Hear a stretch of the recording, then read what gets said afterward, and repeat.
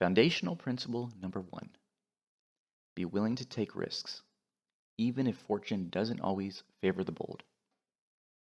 Being safe is for tourists and for most casual games. This is the wrong game, wrong genre, wrong developer, and wrong time to be safe. We will take chances with lots of aspects of this game. We are not afraid to take a stance on what we believe will make a great game, even if it means angering and losing some potential customers. To quote one of my favorite movies, "This is a revolution, damn it. We're going to have to offend somebody." To say this game's design will be fraught with risks is an understatement. I know it would be very easy just to go out and use buzzwords like sandbox, lots and lots in describing this game to attract players and investors. I could also go out and talk about how this game will revolutionize PvE and attract another group of players and investors, that whole mass market thing. But yet I choose to make an RVR focused game that, even if successful, has no chance of threatening Dark Age of Camelot's peak subs, 250,000, let alone something much larger like EverQuest 1. What I want to do is take chances with this game that most, if not all publishers, wouldn't want to take with it, and that's exactly what we are going to do. You may be thinking, that sounds good, but what does it really mean to me? It means that we are designing this game from the ground up by tossing out all of the MMORPG tropes that have evolved since the first mud crawled up out of the ether and blinked across the screen.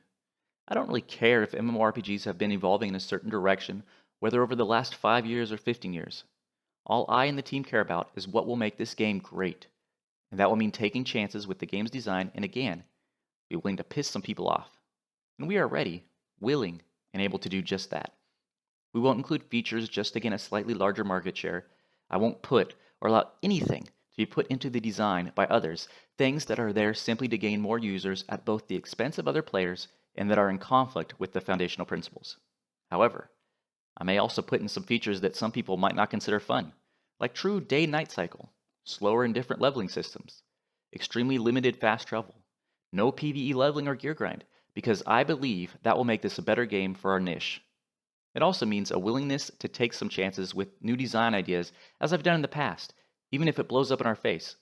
Both Dark Age of Camelot and Warhammer Online contained lots of risky game design decisions. Some worked well, some not so well, and some flopped big time. But I've never been and never will be risk adverse. The game will have some very old school elements, but it will also have some new ideas and twists, and that means taking chances, big time. Being totally independent again means I can take these chances the way I did in the past, and that feels great. Over the next few weeks, I'll be talking about some of the risks we'll be taking.